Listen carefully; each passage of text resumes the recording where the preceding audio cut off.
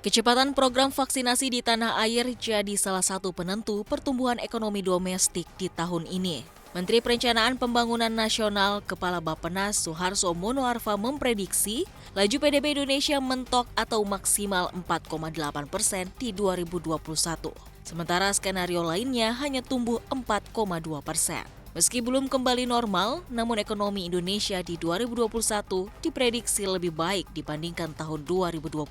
Suharso menyatakan apabila vaksinasi bisa mencapai lebih dari 1 juta orang per hari dan target sasaran vaksin mencapai 70 juta atau 39%, dari asumsi 181,5 juta orang selesai pada Juli 2021, maka angka pertumbuhan ekonomi 4,8% kemungkinan bisa digenggam. Meski demikian, Suharso mengatakan pemerintah tetap mempersiapkan skenario pertumbuhan ekonomi di kisaran 5%, seperti target yang tertuang di anggaran pendapatan dan belanja negara.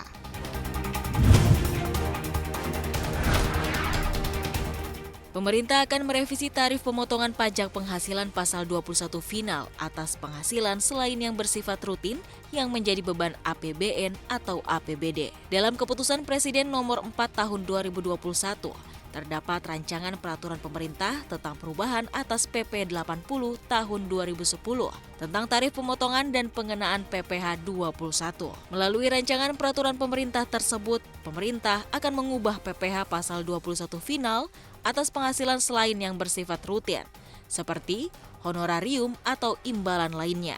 Penghasilan yang menjadi beban APBN atau APBD yang dimaksud merupakan penghasilan yang diterima oleh pejabat negara, PNS, anggota TNI, Polri, dan pensiunan. Saat ini tarif PPh pasal 21 final atas penghasilan berupa honorarium dan imbalan lain menjadi beban APBN atau APBD. Pembayaran honorarium dan imbalan lain yang dipotong sebesar 0 hingga 15%. Ke depan, bendahara negara akan merombak aturan tersebut.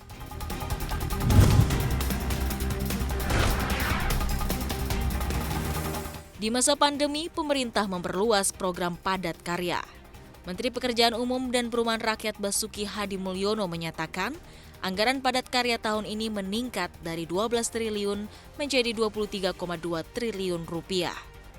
Dari anggaran itu ditargetkan bisa menyerap 1,2 juta tenaga kerja. Basuki menjelaskan program padat karya tunai akan terbagi ke dalam 4 bidang, yakni sumber daya air, bidang jalan dan jembatan, bidang perumahan, serta bidang pemukiman. Menurut Basuki, penajaman program diperlukan untuk program padat karya. Dengan demikian, upaya refocusing selain ditujukan untuk penajaman anggaran juga diharapkan bisa memperbesar padat karya.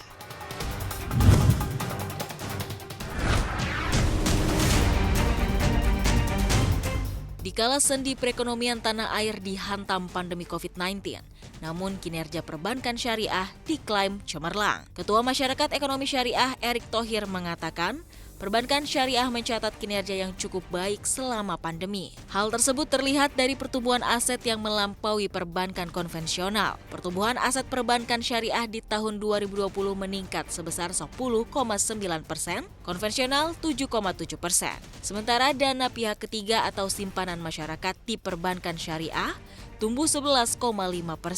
Erick menilai Indonesia akan memiliki penduduk muslim dewasa sebanyak 184 juta di 2025. Untuk itu, dia meminta perbankan syariah mampu menggarap peluang ini agar semakin banyak penduduk yang masuk dan memanfaatkan keuangan syariah.